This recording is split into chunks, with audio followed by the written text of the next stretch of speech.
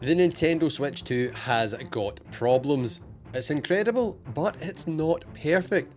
And that's why I've hunted down the best accessories to fix its biggest issues. From weak battery life, to fragile screens, to running out of storage. These are the upgrades that genuinely make your Switch 2 way better. The first thing you need is the new upgraded KillSwitch 2 case. Straight out of the box, the Switch 2 feels fragile, and in handheld, it's not exactly the comfiest thing to hold, especially for long gaming sessions. The KillSwitch sorts both of these problems straight away. The new updated version fixes that detaching issue that people complained about before, plus it's got an upgraded dock design too. The Joy-Con grips instantly make handheld gaming feel more like a proper controller. The first time I used it, I noticed the difference instantly. An hour of gaming later and my hands weren't aching like they usually would with the Joy-Cons, so the ergonomics on this thing are on point. What's clever, it also comes with a clip-on travel cover that snaps onto the front. That protects your joysticks, your buttons, and even the screen if you're throwing it into a bag. Inside that cover, there's a magnetic cartridge holder that carries 10 Switch 1 and 2 games. So you're not just protecting your Switch, you're carrying your library too. You even get thumb grips in the pack, pop them onto the sticks, and they feel taller, comfier, and a bit more precise. I've definitely noticed it helps with accuracy in games where the fine movement matters. dbrand also sent me some of their new skins, and this translucent X-ray design is my favourite. It brings back some of that fun Nintendo personality that the Switch 2 is kind of missing, and reminds me of translucent tech like the fantastic N64 from back in the day. Translucent tech really needs to make a comeback. Who agrees? Now that's not everything. They've even included a little underside dock skin to stop scratches from the USB-C port when you slide the console into the dock.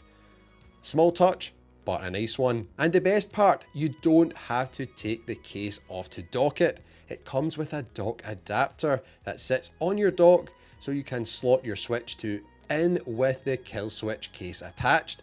No messing around, no constantly clipping it on and off. Protection, comfort, portability, and storage. This thing really does it all. And just so you know, I've put links to the best prices on everything in this video down in the description, so you can find them all super easy. Next up, let's talk battery life, because in handheld mode, the Switch 2 just doesn't last that long. And that's where INIU's Power Banks save the day. First is the P50 Pocket Rocket. It's tiny, super portable, and it comes in loads of colours: pink, blue, purple, mint, black, even vanilla. For a console that's supposed to be fun and personal, I love that you can pick a colour that suits your style. It's got a built-in lanyard cable, so you're never looking for a charge cable, which is just amazing. There's 3 charging ports and even a digital battery display, so you know how much power you have left. I've been mainly using this one when I'm out and about or not near a plug, and it has been spot on. But if you want serious power, the P63 is the beast. It's a 25,000 milliamp hour monster. I took it on a weekend trip and it kept my Switch 2 going for hours without even hitting half charge on the battery pack. If you travel or just want to know your Switch isn't going to die on you, this is the one. And if you're the type who likes to just lie on the sofa at home and play handheld while charging, INIU's braided USB-C cables are a lifesaver. The one Nintendo gives you in the box is like barely a meter long. It's pretty useless if you actually want to sit back comfortably. INIU fixes that with a 2 meter and 3 meter charging cable. They're braided, so they feel top quality, and they're much tougher than the standard cable you get with your Switch 2. I've been using them for weeks, and they've made handheld play way more comfortable while sprawling out on the sofa. No more crouching on the edge of the sofa to keep charging.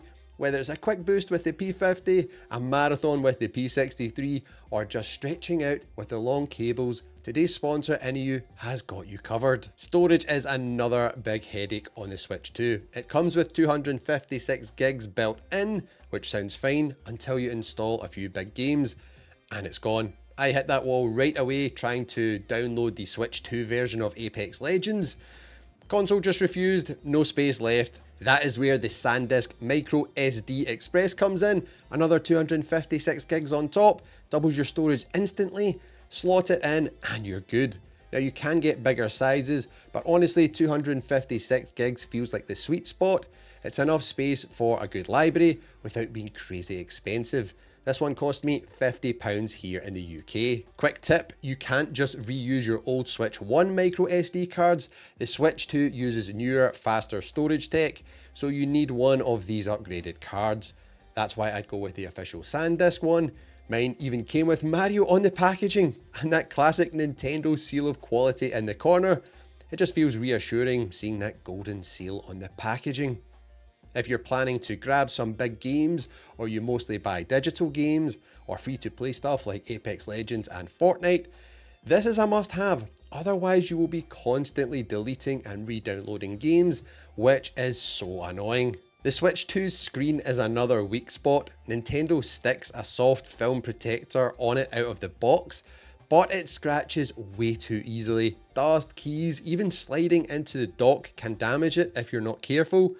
I upgraded mine for dbrand's tempered glass protector on day one, and it's been perfect ever since. And honestly, it's the easiest screen protector I've ever put on any device. Normally I end up with bubbles everywhere or it goes on crooked. This one, you literally place it, pull the tab, swipe your finger down the middle, and it just seals itself. Bubbles disappear like magic. They even throw in a little tool if you want to smooth it out more. It feels like real glass, crystal clear, and no scratches since day one. This is one of those cheap little fixes that saves you a lot of regret later, as you do not want to damage your screen. If you only buy one protective accessory for your Switch 2, make it this. Alright, now the Pro Controller, and this one really surprised me. Playing docked on the big screen with Joy-Cons just isn't it. They're fine handheld for short bursts, but docked for long gaming sessions, they feel awkward and uncomfortable. And that grip Nintendo bundles with the Switch 2, it's basically just a plastic frame. The Pro Controller changes everything. It feels premium, the ergonomics are brilliant, and the battery life is nuts. Up to 40 hours on a single charge. It's also loaded with features Nintendo doesn't really shout about, like 2 remappable back buttons, amiibo support, HD Rumble 2, motion controls, and it even wakes your Switch 2 from sleep, which not all controllers actually do, so be careful with this one. You really don't want to have to go up and turn your Switch 2 on when you can just press a button on your controller. And for the first time ever on a Nintendo controller, you get a 3.5mm headphone jack. The old Pro Controller didn't have this, such a simple thing, which makes a big difference. What really sold me though was playing Fortnite. First match with this controller, I actually won. The bigger sticks give you way better accuracy, and the tension feels much better than Joy-Cons. I mapped one back button to jump and the other to slide, so I could keep both thumbs on the sticks mid-fight. Normally you'd have to take your thumb off aim to hit jump, which just kills your accuracy, and this controller fixes that. The best part, it remembers those back button mappings per game. Fortnite setup, saved. Mario Kart setup, saved. You don't need to mess around with it every time. I didn't expect to love this so much, but since launch, it's been my go-to for docked play. And if you want a deep dive into this controller, I'll leave a link to my full review down in the description. Now this one's more about convenience. Nintendo only gives you one dock, which is fine if you just play in one room, but if you've got multiple TVs, dragging the dock around your house is a nightmare, and I genuinely worry about breaking it. That's why I've been using the S3 Max. I keep one dock in the living room and one in my office. And now I can drop the Switch 2 in for a play session wherever I am. It's got all the same ports as the standard dock, plus extras, 2 USB 3 ports, HDMI, which supports 4K 120, which is kind of wild, and 100 watt power input. It even supports firmware updates, so it should keep working fine with future updates. The design's really great too. Instead of sliding the Switch inside walls, it just rests on top so you don't risk scuffing the console. It's also small. It looks kind of like a Toblerone bar you can just toss in your bag without worrying it's going to break. And the best thing of all, the price. It's only £23 in the UK or $29 in the US. That's a bargain compared to Nintendo's official dock. For me, it's been flawless. If you want a second dock for another room, this is the one to get. And if you want even more ways to make your Switch 2 better, there are hidden tricks built into the system that most people don't even know exist.